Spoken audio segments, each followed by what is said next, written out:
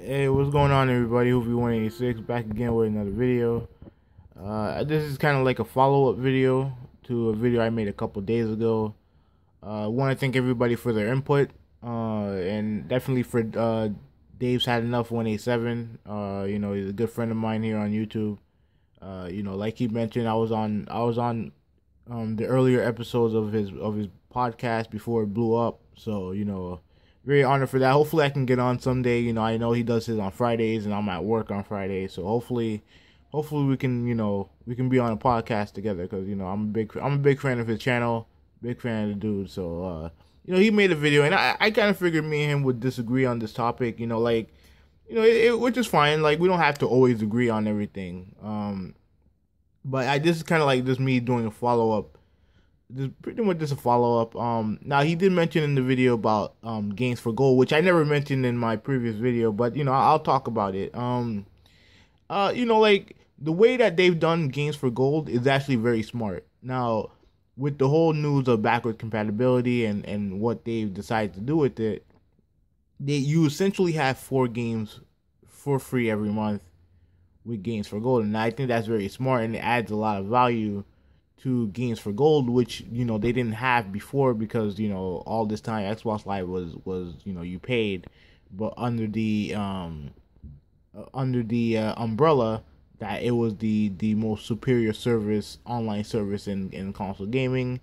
Then PlayStation Plus came along and added a lot of value with the games for free, and they kind of, and games for gold kind of had to take the same model as PlayStation Plus. So like that's pretty much an example of competition being great for the consumer. So like they did make a good point about games for gold, but like for me, here's the thing for me.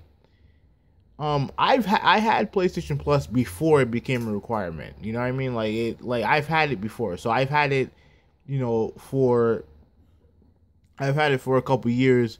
So I've gotten all the big AAA games that they offered. I also got a lot of the indie games that I got from it. Like I've gotten just as many like awesome indie games as I have big AAA games, or at least big budget games. And that was with the Vita and PS3 also. Like that, don't get it mistaken. Like I've downloaded there was a, I believe the second Hotline, no. Obviously Ollie Ollie 2 was free.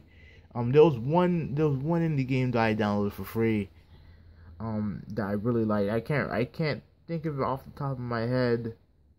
Um no, I can't remember off the top of my head, but like again, like at the end of the day, if it's a game that appeals to me, it's worth the downloads for me. You know what I mean? Like that's just me. And everybody's different. I think the main issue is that because Plus is now a requirement, you're kind of stuck with the games that they're going to offer you, and obviously for the reasons that I mentioned, Plus in my original video, for the reasons I mentioned in my original video. Plus, I think because I think there was someone else, I forgot who said this. Um, he said that they don't really have to offer the big AAAs because they'll save more money that way. I forgot who said it. I apologize, but I think he made a good point there, and I just think that right now there really isn't a need for them to put the big AAA games on there. But like I said in my previous video, I do believe that they'll add at least 1 or 2 exclusive games from their lineup on there, like Knack and Infamous and stuff like that. But my overall point still stands. I still stand by my original video. I would much rather play this game right here, Hardware Rivals, than Knack any day of the week. And I would pay for this. Like, Hardware Rivals is a fun game. I'm actually kind of, I was waiting for the update to finish, and it's already done. So I'm gonna be playing this afterwards. Baltimore MVP. I got your invite, but I was at work when I saw it. So whenever our times can link up, we can play this game. The game's fun right now. I'll get deeper into it.